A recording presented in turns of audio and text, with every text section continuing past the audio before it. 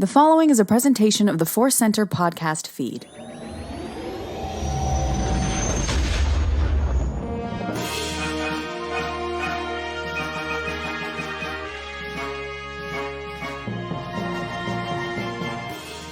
From the center of the galaxy, this is the Force Center podcast feed, and this particular episode is the Andor Report. No sounds, Joseph, because there's hardly any sounds in this one. The sound of tense silence. Sometimes you get the exciting drums of combat, but this episode, Ken created the beautiful sound of tense silence, which does capture this episode. I'm Joseph Scrimshaw, and the person making artistic sounds is Ken Napzok. We're very excited to dive into episode 5 of Andor, titled The Axe Forgets, written by Dan Gilroy, directed by Susanna White. About 37-ish minutes of new story once you get past the previously on in all the glorious credits. Ken, we all often like to set the scene of kind of how we experienced watching the actual show. I think this episode, we should probably set the scene of recording this episode. Yeah. It is early in the morning for us because you are about to jump on a plane to make New York City laugh, right? Yeah, I am. It's so funny. Yeah, Mark Ellis is on the way. I feel like this is I'm in a camp with you, and we're talking about our reasons for podcasting. Yeah, no. From up late watching Andor to up early to record. Happy to do it. A lot of fun, but it's a different take. Usually I feel so unprepared. I feel like I haven't trained enough on this mission. Yeah, so if we're moving through things a little bit faster than we sometimes do, and I say that as somebody who recorded, an hour and 46 minutes on the last episode of Andor, this one might be a little shorter, might be a little faster. Want to let you all in listening and know where we are at. I had a similar experience. I had my normal sit down to watch Disney Plus at midnight with a glass of whiskey, my Andor action figure. Then I went to sleep for 3 hours, dreamed about Andor, got up and watched it again. I'm excited to dive into it. So Ken, what was your overall reaction to episode 5? Love it, like it, struggle with it? Where'd you go? Man, here we go. God, I absolutely love this episode, particularly mesmerized by this one. Felt the nerves, love seeing what I'm describing as a functional Coruscant with an expressway and marriage fights and kids with mommy issues. Love seeing that. This episode was a look beneath the hood, right? This was an engine inspection on everyone. So we're going to get into all that. I really like how Cassian is so secretive. And I think it's fair to say that Cassian's in this world as the main character, but he seems to be reacting to everyone else a lot. Like I've seen that before. You and I have kind of discussed that. I kind of like it for this episode because he's kind of this viewpoint in this world that's meant to change him and maybe change us. So this episode was just fascinating in a level I've not experienced. But also say this, I'm very glad we have this. I'm glad we have other flavors of Star Wars. I wanted to dance with an Aki at a festival. I wanted to cheer with an Ewok, and I'm waiting for that. This is a slow boiling pot. Our pal Ken Plume actually put some on Instagram of this show as a test of patience, and it's a wonderful test of patience, and it's great. And like I've said, it's mesmerizing. But we're waiting for that pot to boil. And that's fair to say. And I felt that after this 5th episode. Yeah, I think that's the thing that I want to celebrate and not even critique, but acknowledge. We've said for a long time, and I really want different flavors of Star Wars. I don't want to play the constant compare, contrast, which is better game. Yeah. I'm not interested in which is better. I'm interested in what makes them different so we can celebrate what makes them different. So what I'm absolutely loving about Andor, and particularly loved in The Axe Forgets, is the great character building, the galaxy building, the artfully elaborating on the core ideas of Star Wars, right? You could just take Mon Mothma in Return of the Jedi saying many Bothans died to bring us this information, and we have just a beat to let the weight of that sink in, to see characters that we don't know for motivations that we don't know gave their life for this, but why? And here's this episode that's like, it's not the Bothans, but here's why people are doing this. Here's how they have a hard time admitting it or sharing it. So it's deep, important Star Wars stuff that I absolutely love. The lack of action is important to me And it's Mhm. important to just call it that, to me, that there is a lack of action. And that is part of what makes it incredibly successful and different, right? Yeah. Because everything going on this episode is preparation for action, the fear of action. So it makes you feel the terror and the pressure and the need, and the fact that there isn't any action, but it's going to explode is part of what makes this episode powerful. I also Yeah. think it's the thing that makes Andor different. This is a choice to really, really slow down and have an entire episode where we see why characters are going to make the choices they're going to make, but we don't actually see them really make too big of choices yet. That is really satisfying to be able to go that deep with characters, but it also makes it different because, starting with Lucas's original trilogy, the action adventure pacing, and don't go too long without a big explosive chase or a fight, is a part of the building blocks of Star Wars. And I'm totally fine that it's not here, but I want to acknowledge it and celebrate it because it is what makes Andor different.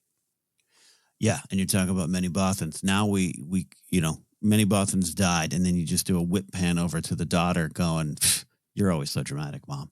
And we 10 minutes of that, which was amazing stuff. Yeah, I'm with you on it. The lack of many action was Bothans felt, died to bring us this information, and my husband doesn't remember their names. even though he knows. He knows. He knows. He just doesn't I'm care. sorry, I cut you off there. No. It's the lack of action is very purposeful. It's felt, like I said, I was leaning for one of those lean forward in the seats type of episodes. But light on plot in a lot of ways, and that's okay. But I'll end my stumble and rant on. I'm glad we have all flavors. That Star Wars buffet you and I talk about a lot. I want to go have some ice cream right now.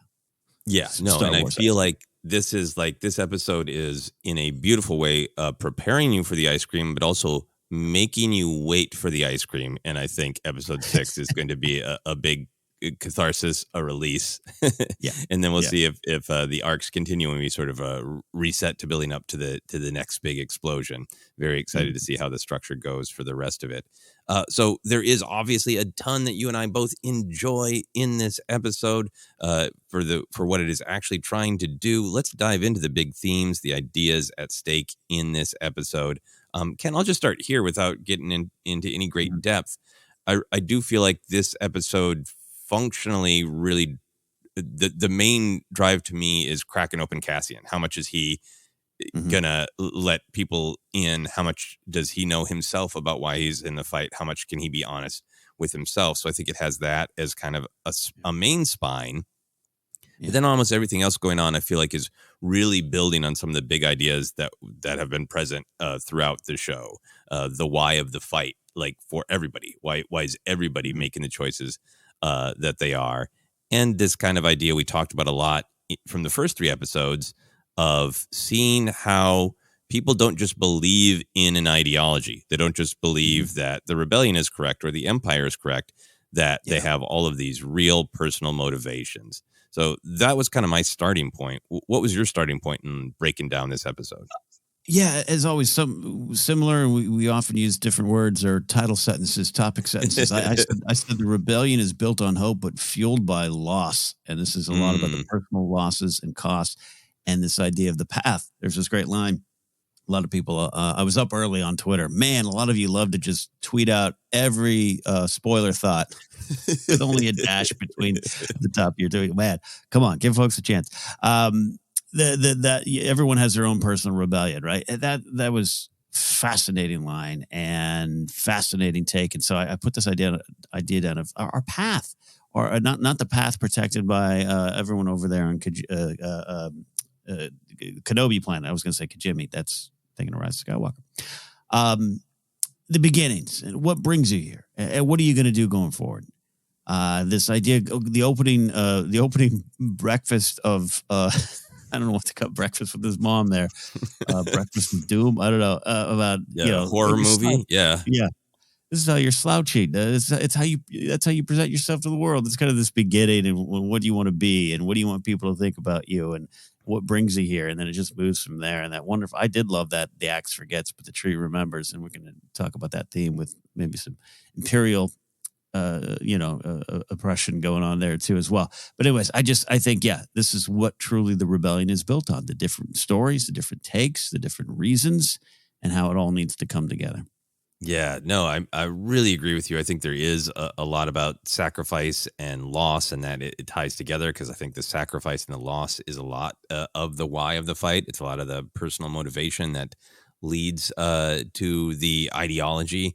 And I just thought it was great that almost every little mini scene, sometimes it was explicitly the conversation, but other times, because there isn't huge action, they're not making big choices. You just get to feel the real basic kind of human need for something, of like, I need this answer for my job, and I'm staying late, and I'm pounding space aspirin. Yeah. You get the sense that this is personal for everybody.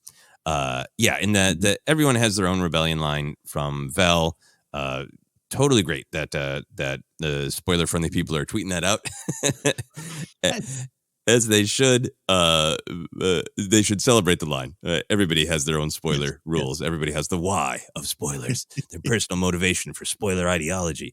But yeah, man, if that story is true the way Tony Gilroy presented it, and I'm sure it is, that that Andor was kind of in the works, but it wasn't working. And then he came in with his manifesto, as he called it.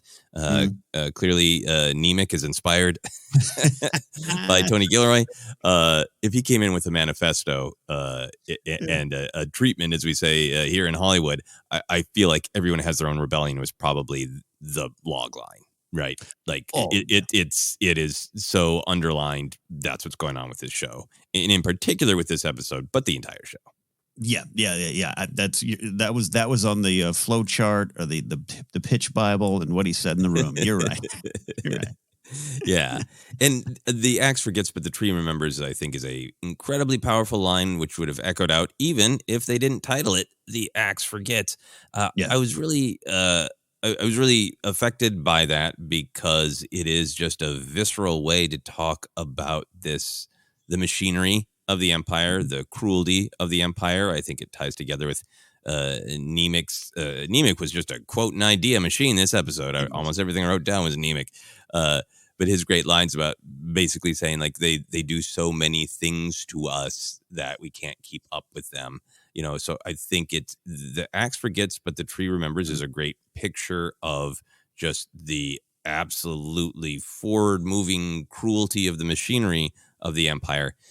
But I also really noted that because it goes to this idea that I am really interested in, about the connection between the personal and then the larger political ideological choices of, the axe you can look at is the machinery. The tree is personal, right? That's the tree remembers is almost like Skeen's way of saying, I remember the wound that they did to me that I'm going to reveal at the end of the episode. Everything to me is about that chop, and they don't remember, or know, or think it matters, right? That ties into Nemec's great line too about surprise from above is never as shocking as one from below. Yeah. No, and there's some themes of this idea of empathy for those beneath you. And I look at Perrin, where he's got none of it. Even that the fight, the line of, it had to do with charity. It's charitable. You wouldn't want anything to do with that. And the driver's name. I'm not saying Perrin's empire here. I'm just saying it just was part of this idea going on with the axe forgets and the tree remembers. And all kind of connected for me. I also thought this episode was this intersection of action and ideas. And, there was a Liberty just needs a few more ideas, Skeen kind of being dismissive of it. But you got the old Nav component and then the manifesto from Nemec, and it's two sides of the fight. And that's playing out. So it's that personal connection. What brings you here? The wounds, the trauma, obviously big theme there. And how that will drive you to the why and to the how of the action, and maybe the other way around too, with Cyril Karn, by the way. Right, it's not all good. Not all positive. No. I think if anything, this is like a lot of Star Wars, making an argument to know yourself, so you can be making choices with a clarity of why you are making them, to make sure that those are the choices you want to make. And I think we see a lot of the the quote unquote good characters are diving deeper to understand themselves or already know themselves. And some of the Imperial-sided characters are just pushing forward based on their raw, open emotion. Yeah, I'd love to talk just a little bit about some of the specifics of the personal motivations for the characters, right? Yeah. I love that this episode does feel shaped well around Andor's holding everything back and maybe even not fully knowing or analyzing himself. I love that it starts with, Andor and Skeen fighting over motivation, the literalness of Skeen being like, I'm going through your things to try to see who you are. Who like, are you? Really, I mean, it's a practical thing, but also like, this is what I want to do to your soul, Andor. Go through it and catalog it so I know why you are here.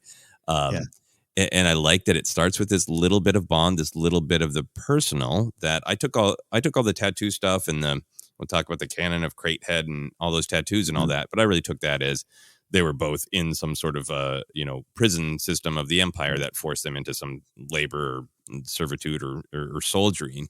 Even it would appear from Andor, getting out of prison and going to Mimban. So I like that they kind of had that moment of bonding, a little bit of like, we both kind of know why we're here, but it isn't deep enough, right? And the fact that Andrew just keeps refusing to share his defining trauma, it was this thing that made me be on the edge of my seat. Like, I think he doesn't fully know. I think he could absolutely say, hey, I lost my sister. They hung my father. But it kept me on the edge of his seat. That great scene where Skeen just shares his why. He shares what the tree remembers, right? That that the Empire killed his brother, and he knows he's angry. He used to be angry, and now I don't really know what to call how I feel now. Oh, I love so that great. And it made me lean forward and go, is Andor going to offer any more? And he didn't. Yeah. He's got plenty to offer, right?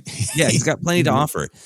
And there's there's also that great exchange in terms of Andor's why of he has a great line about like, I know what I'm against when Nemik is talking to him about the manifesto, which ties to the great Last Jedi summation of Star Wars philosophy of not fighting what we hate but saving what we love. And Andor seems to be in a fighting what he hates place, and I'll figure out the rest later. Do you take it as Andor, obviously he knows he hates the Empire, he knows specific wounds that they have inflicted on him, but do you feel like he is in a place where he is not willing to do deeper self-examination?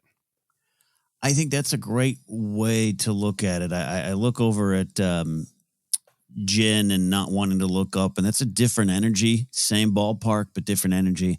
And this one here is these wounds that run deep. I mean, think of the heaviness by the time we meet him in Rogue One, right? And there's always a lot of shadows in Andor's soul. And so watching him kind of like say, I'm here for the money, which is a big fact, but also not the whole truth. So I'm fascinated. Every campfire scene, it's like, is he going to be like, you know what? Damn it, you're right. I am in. Like, and I think that's some of the tension you're picking up on, because you get it happened so fast. I mean, even Skeens kind of says that you came here with nothing. This had to be a quick decision. So he's catching up with it, and I can't wait till he gets there, because he's perhaps got, I don't want to say more, but he's got so much than anyone in that camp, or just as much as anyone in that camp. We don't know everyone's full story. To do the old, I'm a hero now. Like, let me fight. And I like that that's I think kind of what I like. It's like he's holding back, he's reacting, he's holding information, and this whole scene, this whole camp is changing him. It will change him. But I think it's very realistic that he's still not there. Yeah. I think there's this great story of he knows exactly what the Empire is. He knows exactly how horrible it is, and he hates it with all his heart and wants to tear it apart, but he doesn't think that he can, right? The quote that Jin deploys so successfully ultimately in the Rogue One briefing scene of Rebellions Are Built on Hope is, of course, something that Cassian says to her. And I feel like he doesn't have the hope yet, right? He knows exactly what he can get away with, and the rest is not worth the risk. And to me, it speaks to this sort of like this fear, right? Of like, if he was totally honest with himself, like I think a part of him is afraid to read Nemec's manifesto, right? Because he knows all of this is bubbling inside, and he knows he needs to commit everything. Luthen's laying it out that way. You probably will die, but you should. And I wonder if there's a fear of like, I know everywhere that life is leading me to is to being 1,000,000,000% committed to this cause, but I'm afraid of it, to admit that to myself. Yeah. There's what's that exchange? Andor says, "I'm here to win and walk away." Skeen says, "Wouldn't that be lovely?" That's where Andor's mind is, right? Of course, you all want to walk away. Of course, you all want to walk away. I'm not saying that you have to sign up to say, "Yeah, I'm going to die in this mission," but I think he gets to a point of, I'm here to win later on in his life, if that makes sense. The walk away part is 1 foot out to me. Yep. Yeah. And I think when we meet him in Rogue One, he is 100% committed to the rebellion at all costs. And that's his challenge of like, how many of these costs are, things that I can't live with or struggle to live with. So, I think this episode is really successful into diving more into Andor. I really like that early on with Skeen. He talks about it's always hard to work with people because, the weakest link always breaks the group. And then I think what the episode demonstrates is Cassian has all this knowledge. He has these natural leadership skills. He's super valuable to the group, but he doesn't see that he's the weakest link until the end. And it's like this, this nice breaking point, this nice opening up in catharsis when he's like, I'm here for money. Okay. Because it's not even that he needs to be a true believer. It's just that he needs to be honest in order to not be the weakest link in the group. Yes. Absolutely agree with that. And then coming to that realization. Love that moment. So then going through some of the other personal motivations, obviously, the person who inspires the great, everyone has their own rebellion line from Vel is learning about Lieutenant Gorn's personal loss, that he became close to someone on the planet and on Aldhani and their culture, and lost both a promotion and the person that he was close to. That'll do it.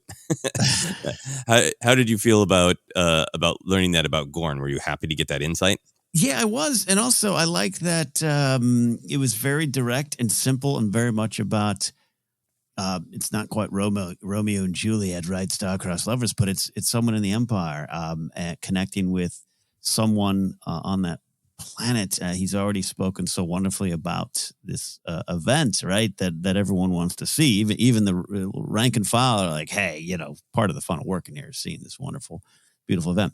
But that it comes from his eyes and him staring out, saying it's inspirational, wanting, I can envision 1,000 Aldhani here.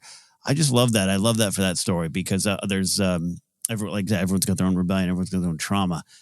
But it was just kind of broken heart, broken soul. And I'm in this system, and this system cost me some happiness, and I need to stop it. And it blossoms out to something bigger, but it starts small for me with him.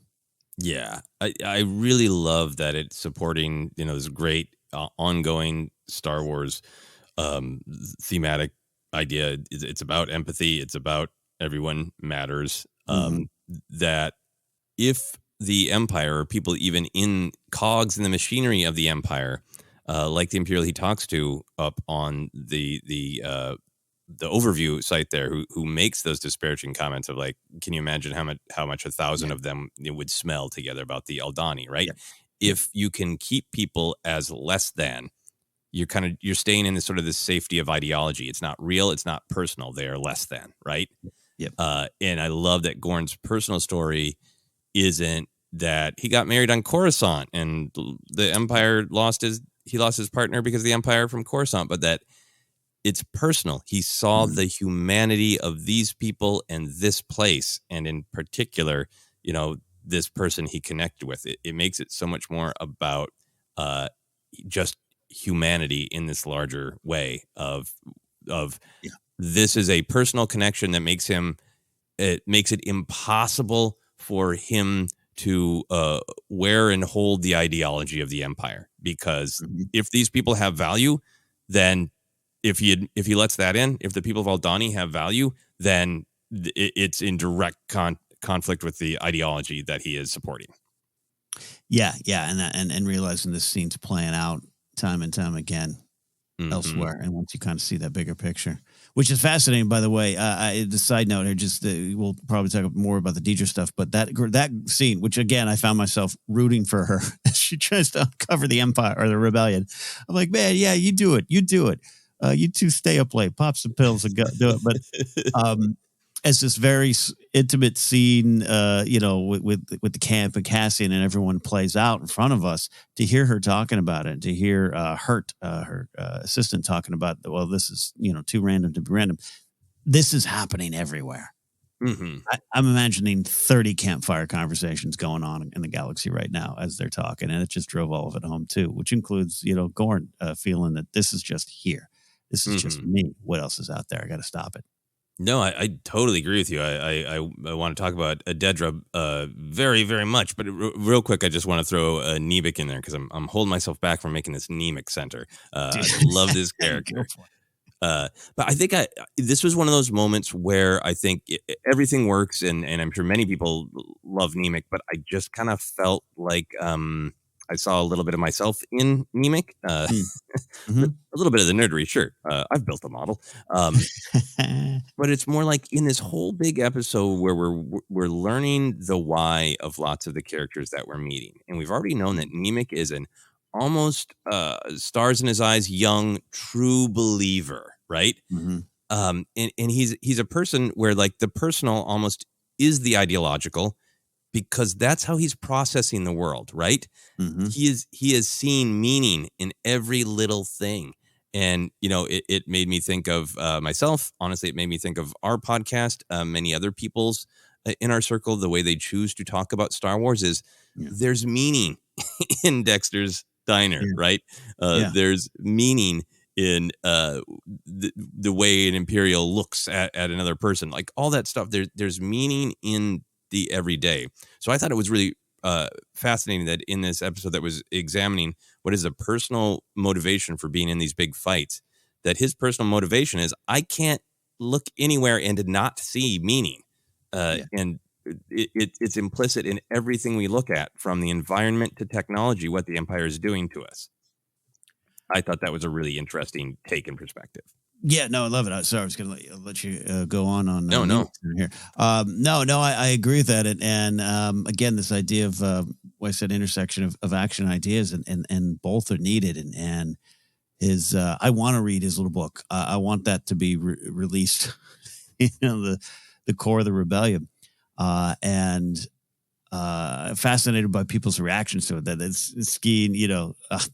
He's listening. He's making fun of me, but he's listening. They're all listening. He's truly the soul of this particular group of the rebellion, which kind of means he's the soul of the bigger rebellion too, as it plays out.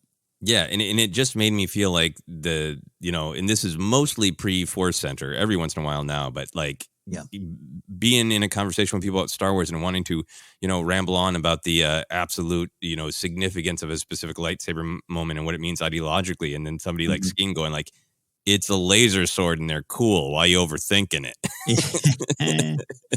And I feel like Nemik would write a manifesto about lightsabers. I also just really loved the synergy with the real world. It's a great idea that the Imperials are making tech that is you can only use exactly the way that they want you to use it, and he is seeing that as another form of control. And that was written a long time ago in the production cycle of Andor, but it comes out the same week that the EU votes to say, Apple, you can't have lightning ports. You have to have a standardized port that everyone can use. Which I really agree with. If we'll join any fight for. No. First of all, the big picture idea too of there's meaning in all of this. It's something I really love connecting with you over, but also just love saying. So I love that. I love that angle. But yeah, I was fascinated by the Imperial stuff, the Imperial thought. Is that what he called it? Like the Imperial thinking or the Imperial line of thinking. It's early and no coffee yet. But the things they've pushed us to forget, the things they've pushed on us, the way they, this question as a Star Wars fan, about, well, how did we know why the Empire or Palpatine erased the Jedi, but how did it happen so fast? There's And his quote. yeah, Yeah, his quote here is: "There's a growing list of things we've known and forgotten, things they've pushed us to forget, things like freedom." But yeah. yeah, that's I love what you're saying. So please go on. Well, it's just in the speed of it, right? And which is funny to hear the speed of it in an episode that's rather slow. But yeah, it's very true, and how this could happen fast. And this is it's very real world stuff, and that's what Andor's doing. And you brought a good example in too on a small level, but just like in terms of just the Star Wars story too, I love that they're playing with this 19-year time period, right? Which Hmm. we've talked about, and we can analyze in other episodes when we maybe have more time. But just like by the time Kenobi meets Luke in New Hope, you're thinking he's talking hundreds of years ago. Now we know it's 19, which George brings in, and was always set, with Luke and Leia being that age.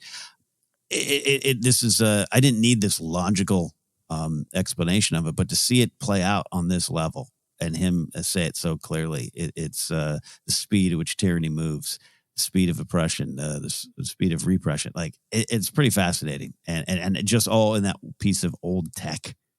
Hmm. Yeah, it's a Yeah. USB cord. They got rid of it. But they got rid of it because it takes away our ability to be flexible, and it makes us do things exactly the way they demand that we do them, right? Yeah, Um, yeah. and it's I'm sure old Palpatine has a practical reason to be saying remove the USB-C cord, but also it is that feeling of get used to it. Just Mhm. always, Yeah, we tell you what to plug into what port in your soul every day. Do it. yeah, And I love that argument from him. It's really yeah, great stuff. yep. Uh, and I think it's just very accurate. I think any of us who spend a lot of time on Twitter scroll through, find the 5 things that upset you the most, and try to stay focused on them all. And it's Mm. hard, right? You Yeah. you have to sort of pick and choose. And I like that. That's what it's saying. Is like people's ability to try to remember Jedi is probably lower than their ability to figure out how they're going to eat the next day. God, that's so true. No, that's so true. The survival aspect of it all, and how I see that with Andor too.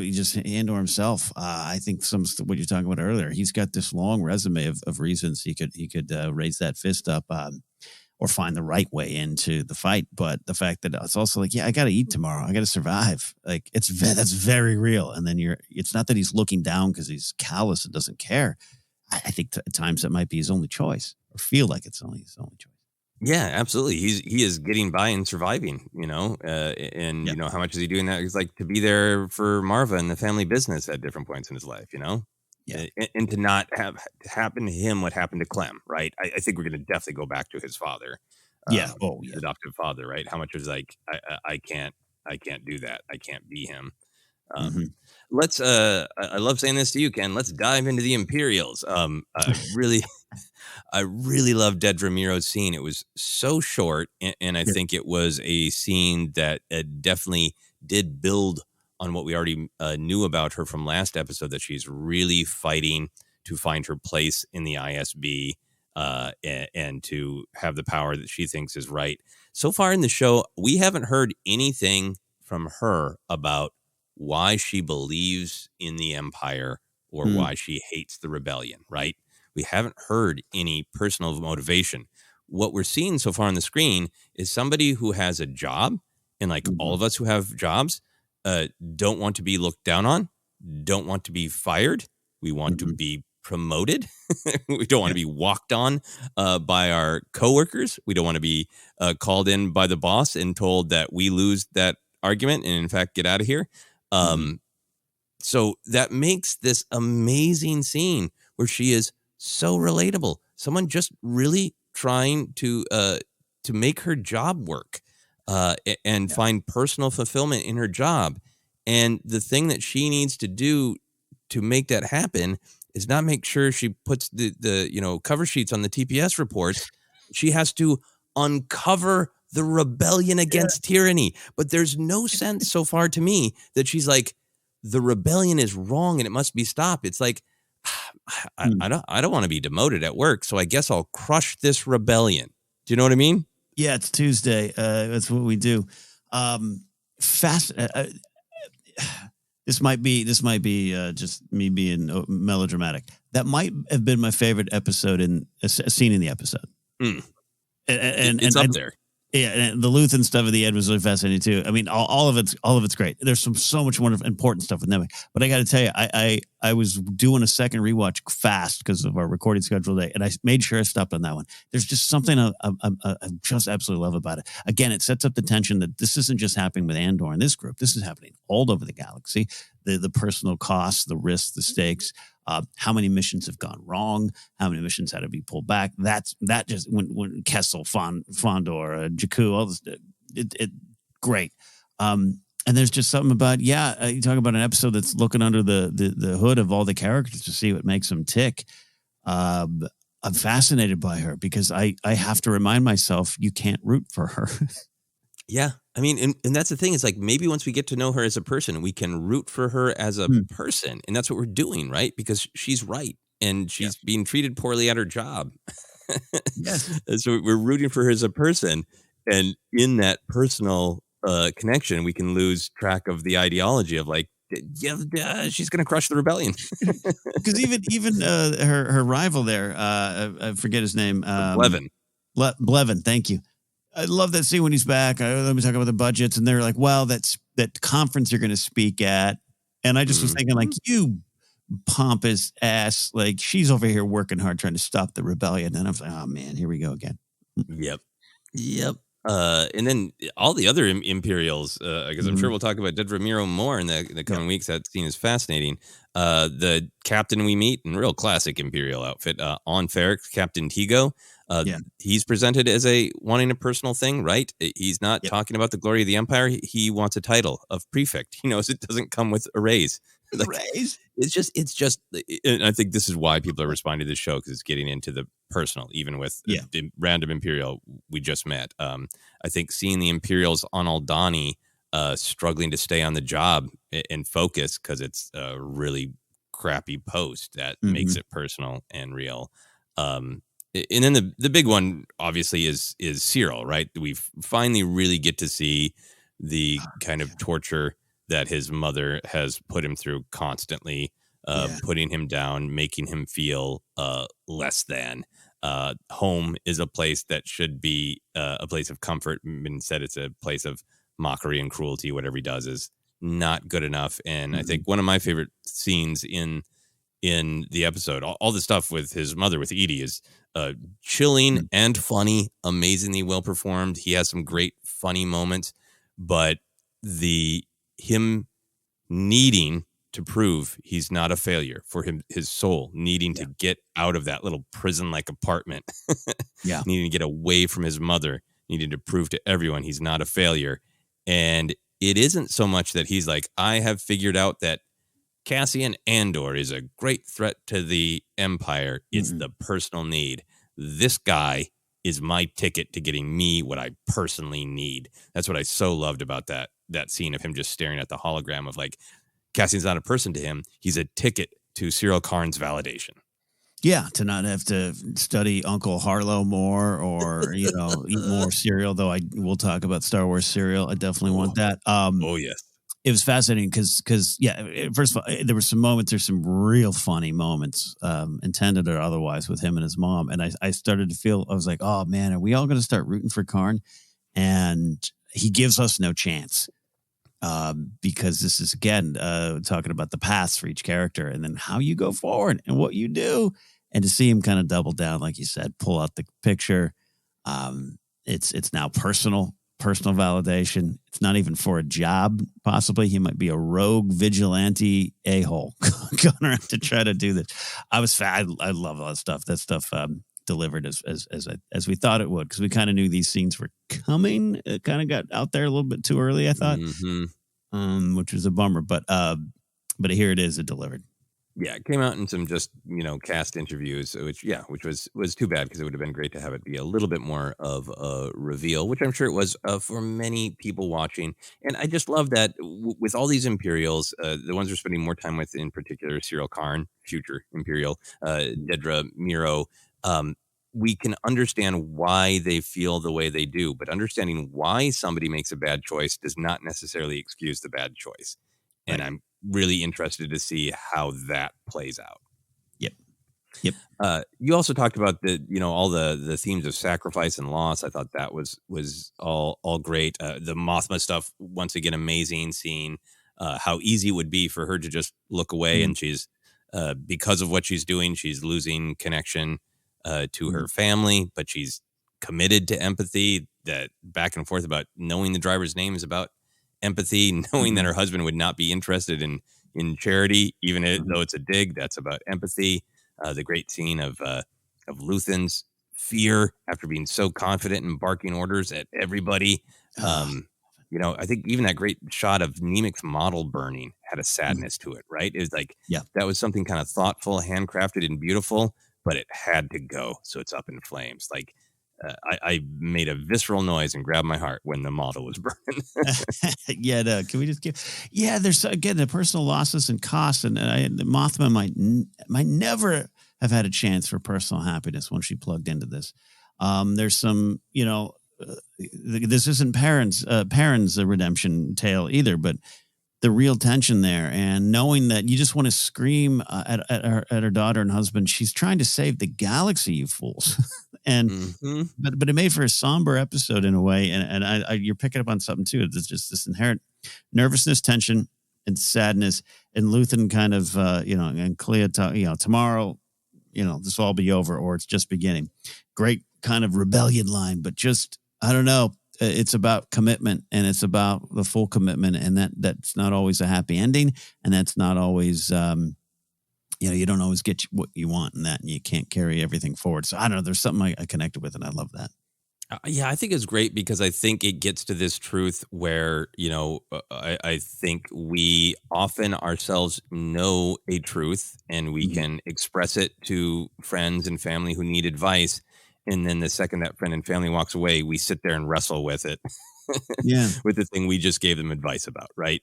And I feel like that is what's going on with Luthen. Luthen knows, there's no way to have a risk-free rebellion. So figure out how much you want to stick your neck out and go do it. And he's barking at Cassian and trying to convert Cassian. And then here he is with all this fear of like, maybe I didn't make it safe enough. Maybe I didn't make it perfect enough. Yeah. I said before, one of my favorite scenes, and it's the last one. I loved seeing the underbelly of Luthen a little bit there, learn a little bit more of him there. But just it also just made for me, it added tension to the whole mission that we're about to see, where he's over there just like, I don't know. Yeah, and worried about a lot going on. I think at this point, I think Vel is family in some way, if not a daughter, a family friend. That the way that he yelled at her last week, had an element of fear. They'll look at me, right? You wanted leadership. This is what it costs. If you're not careful, I will cancel the mission. And then his partner there, Clea, saying, Vel is the only connection. And he says, actually, Andor the thief too. But I think we're building to something bigger between Luthen and Vel. That makes a lot of sense to me. Absolutely. All right. Any other big picture thoughts before we take a quick break? Probably a lot more, but I apologize for a plane engine warming up. So no, we might revisit some of it there, but at the same time, it was a pretty simple and direct episode. Here's why we're here. What brought you here? Let's go forward. So we can move on. Yeah, exactly. All right. We will take a quick break and we'll be back in a moment.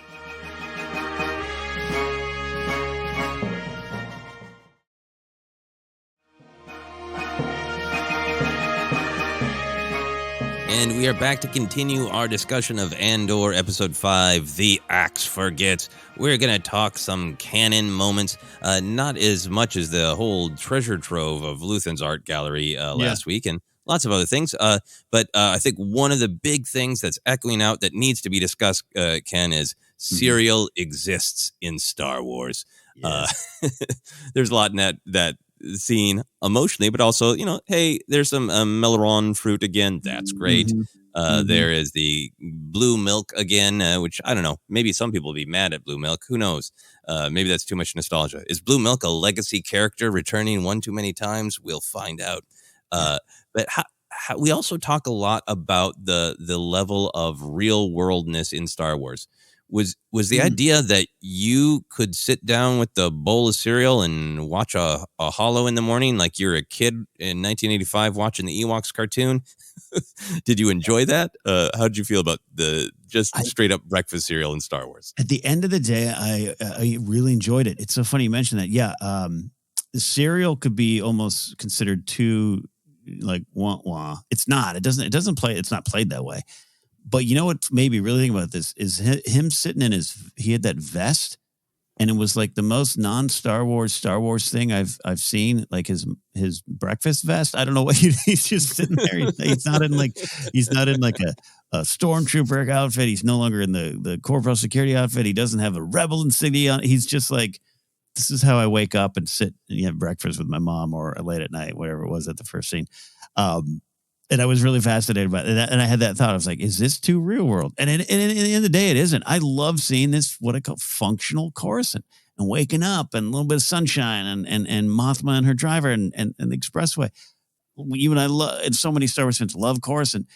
I love seeing it like this. And so therefore it really worked, even though the cereal is kind of like, it's blue milk cereal. Like, not only, yes, I'm going to buy some if they sell that, but it added to what was going on, and I really like it here. It played out because remember Rogue One? Remember that blue milk? The Galen or Lyra puts on the blue milk, and people had a reaction to that, like, we go dumb. Yeah, we get it, and this could be felt that way, but it's played so realistically that I think I love it.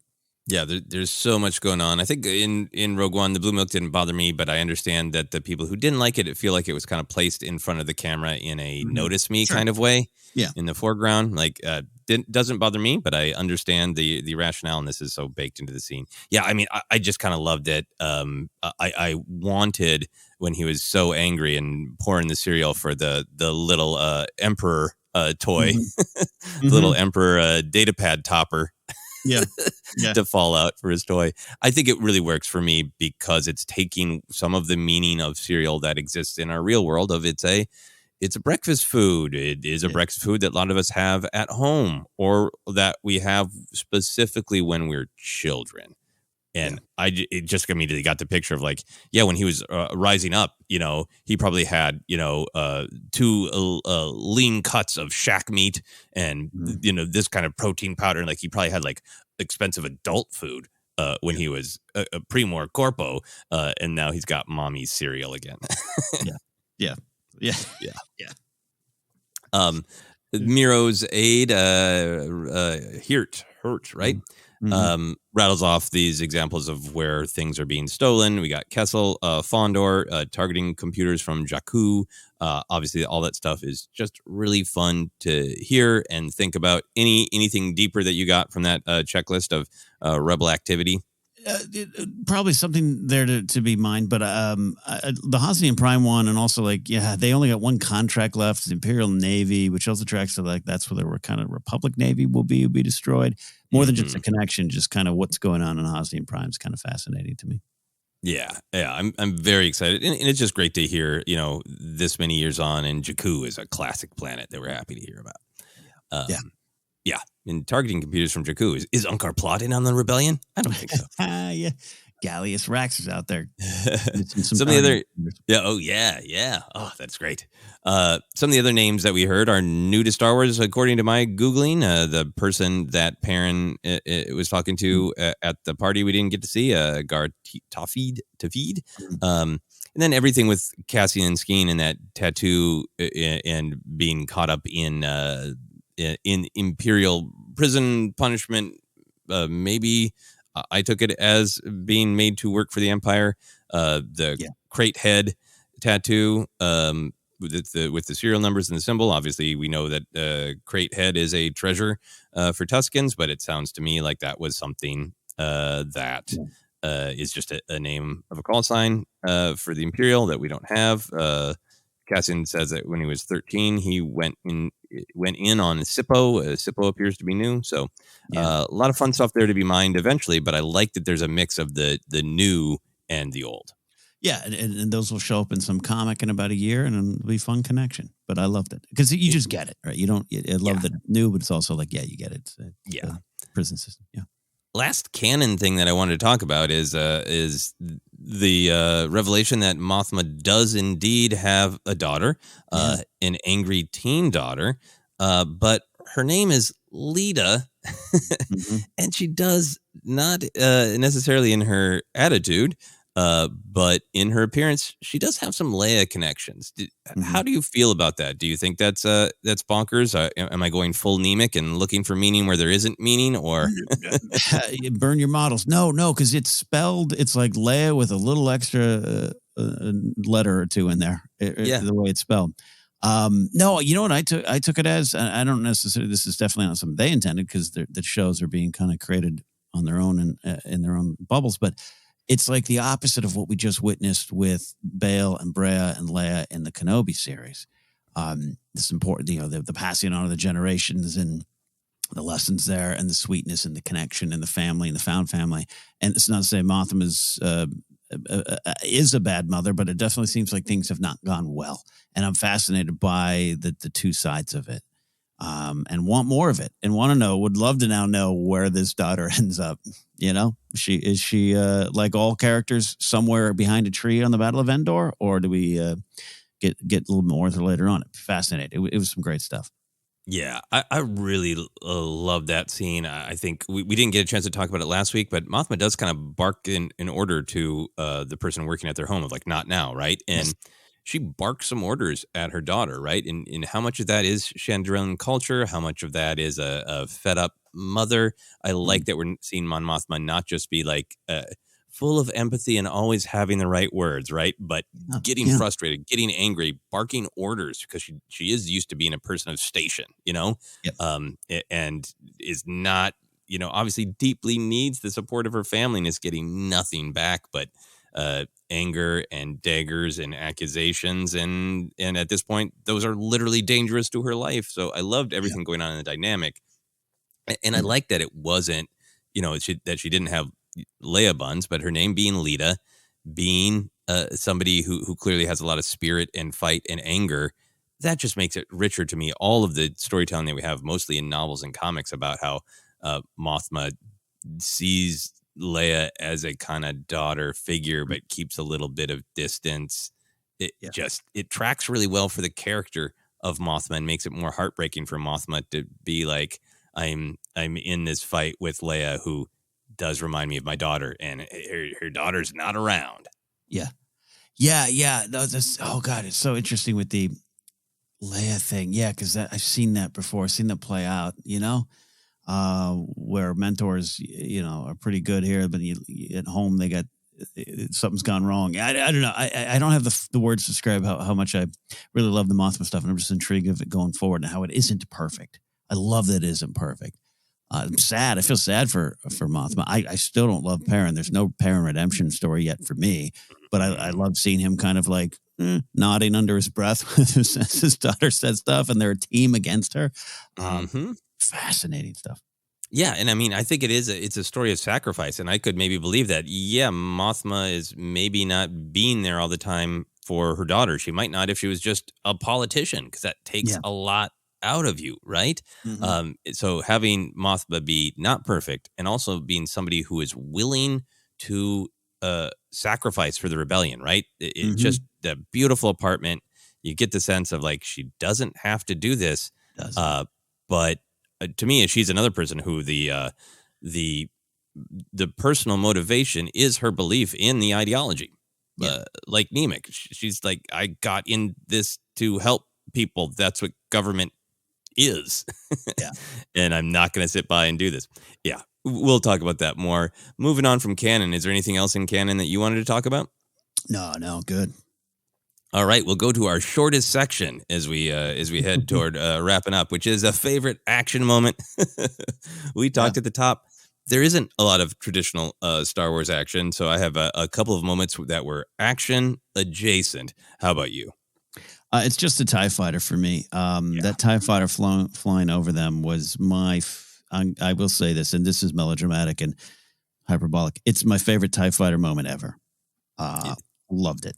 And it's the TIE fighter and that sound we all grew up with. We all make, whether it be with your toys or on your bicycle. It's the sound, but now it's a weapon, and a weapon of fear and oppression. And that was, I could watch that on a loop. Yeah. It's so good. The absolute terror of it from the Rebels' perspective of feeling like it's this glaring eye in the sky that can see everything, can see into their souls, know what they're doing, made it so powerful. And then also the picture of the Imperials on that base being sort of like bored and restless. And you get the sense that this is a pilot buzzing a lake to feel alive, possibly drinking out of a flask, because there's a lot of flask drinking in Andor, which is great. There is. And cereal and flask. Yeah. Obviously, the other kind of action adjacent moment is the knife and blasters standoff, which I think is it's really great because, again, this is about the absence of action. It's about the tension that is action going to blow up. Yeah. Only other action moment for me, I'll add this to the action pile. Cyril throwing his one bit of cereal back into the bowl angrily. I thought to myself, look, if I drop a piece of candy, I'm pissed I lost that piece of candy. Don't throw away a puff. Don't throw away a puff. Oh, Cyril puff waster Karn there. All right. That seems like a good segue to talk about moments of comedy and whimsy. Even in the grittiest, realist episode of Andor, there's some stuff that pops and makes me laugh. How about you? What do you got? You could really put a lot of the Karn and his mom stuff. That in another show or a sketch show could be a lot of comedy. Like you'd be like, that was a hilarious sketch about his the oppressive mother and the child. There's a lot of moments there, but the one I'll talk about, the one I love is Mothma saying to her husband Perrin, as we all remember, where he's like, he's so and so guy Tarfeed knows no more about you, your doings than I do, and she just goes, must be embarrassing, and she knows. It's such a couple fight, but also just so heavy with meaning. They are absolutely at war, and I'm going to drive home to you that I don't remember the driver's name, and I don't care, and I'm asking you so I can tell him to get us home faster, so I don't have to be in his car with you. Yes. It's so awful. Yes, it's so awful. But also amazing. Just a couple quick ones for me. The thing that the whole Edie Karn scene is dark comedy. Both of them, of the overbearing parental figure, including the pushing of the fruit, telling him exactly what to eat at breakfast. So he can learn to stand up straight and strong.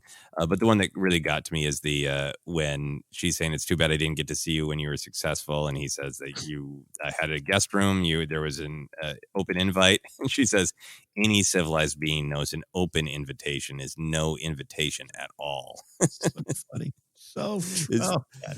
It's funny, and I know it happens everywhere. People here in LA make fun of ourselves about it. The idea of, hey, we should absolutely do lunch. Yes, we absolutely should. And no one commits to when. And I feel like that's what Edie Karn is talking about. Yeah. If you say to someone, we should do lunch sometime, and then the other person responds, yes, how about tomorrow at this time? That's war. They become the problem when they're just nice people that want to hang out with you. Yeah, totally. Exactly. And we already talked about it a little bit. I really love a ton of Nemec's lines, but Cassian saying, I know what I'm against. The rest will have to wait. And Nemec saying, you're my ideal reader for his manifesto. Yeah. Great stuff. Okay. We got to keep moving here and get Ken on a plane. So do you have a favorite Luthen line or noise? I just have a Luthen mood. The tension and the fear and the weight of everything was pretty fascinating. We've been loving Luthen. We'll grumble some more lines, but I just love seeing him nervous. Clea trying to keep him on the path there. It was really fascinating. I love it. I just kind of want to live in that. Yeah, I loved Clea giving him a list. She didn't enumerate the list, but it's like either it's going to work out or it's not. It's just kind of giving him Luthen. The line I really liked in that scene is, I wanted it too much. I love that one. It makes it really personal. It makes it really real. It makes him vulnerable. And it's also going to be a great meme of that picture of Luthen saying, I wanted it too much. Yeah. Vulnerable. That's such a great way to describe that scene. Gosh, yeah. Early in the morning, couldn't think of all the words. Vulnerable, and when she's kind of got clients in the morning, and just does that, like, yeah, I'll be ready. Like it's just beautiful, powerful stuff. Is there anything that we haven't touched on that you wanted to? No, I mean, this is a thick, dense episode that I loved. Yeah, so I'm almost mad at myself for having to fly, but there's more to talk about, but I loved it. Yeah, I think there's more nuances, more great lines to get into for sure. But two things that I wanted to shout out very quickly, just on a personal level, I love the shot of the model burning. That really affected me. And in terms of seeing Coruscant, you were speaking so eloquently about this episode. I continue to love Mon Mothma's car. That is just like a blue Yes. that sets my heart to flame. I want 800,000 toys, models, Hot Wheels of Mon Mothma's car in those beautiful shots of it. Just, taking the city streets of Coruscant, which are too slow for Perrin. Beautiful to me. Absolutely gorgeous. And then a great thing that's going on in the episode that we didn't have time to dive into deeply, but people are already excited about, and I'm excited to dive into deeper, is the apparent relationship between Cinta and Vel. Going on there of Skeen saying, she's already sharing somebody else's blanket. But there's also this, they're not being too heavy with it, but we know from the previous episodes that Cassian likes having relationships with the ladies, right? Yeah. And he's so guarded he's friendly enough to Nemik, but the only person he keeps kind of trying to sidle up to is Cinta, right? He's having that kind of nice conversation with like, you're a healer. He gets pulled away from that. And then later on in one of the campfire scenes, when they're kind of trying to bond, he's going to pass her the flask, and Vel literally steps between them and tells him to focus, So I really like that it's not heavy handed, but there's this interesting relationship between Vel and Cinta that we can learn more about. And I think it's an interesting picture of Cassian. That one of the few ways that he feels comfortable to open up is to have an intimate romantic relationship. Yeah.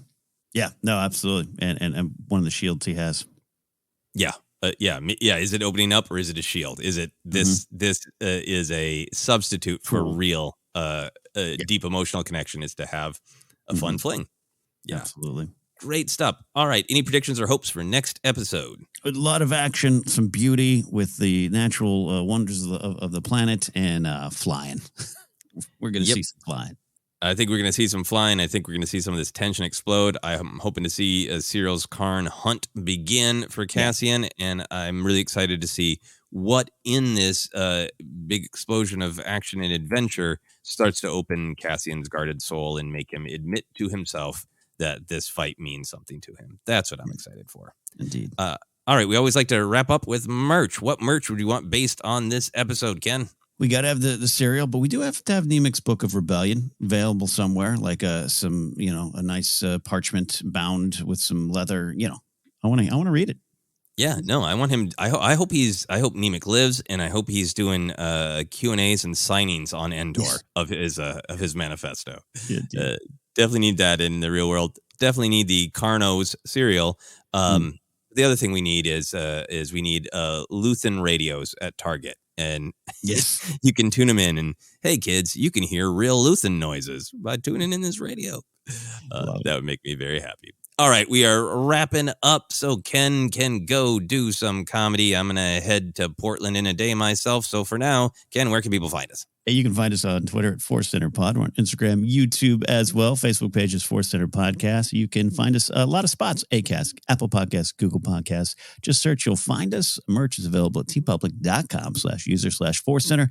And you can support us directly at patreon.com/Force Center. Like Joseph said, you can find me at Ken Napzok, or go to my website, kennapzok.com, because I'm flying to New York City to do comedy on October 6th and 7th. New York Comedy Club in the East Village. Joseph, you're heading to Portland, so where can they find and follow you if they want to know what you're doing there? Yeah, you can follow me on all the social media, Twitter, Instagram, TikTok is at Joseph Scrimshaw. I will be in Portland this weekend for the H.P. Lovecraft Film Festival. Yeah, check out the social media for more info. And if you're interested in some more comedy, I got some comedy videos and stuff coming to my YouTube channel. Just go to YouTube and search Joseph Scrimshaw. But for now, for myself, for Nemik's Manifesto and Karn's Breakfast Cereal, this has been the Andor Report.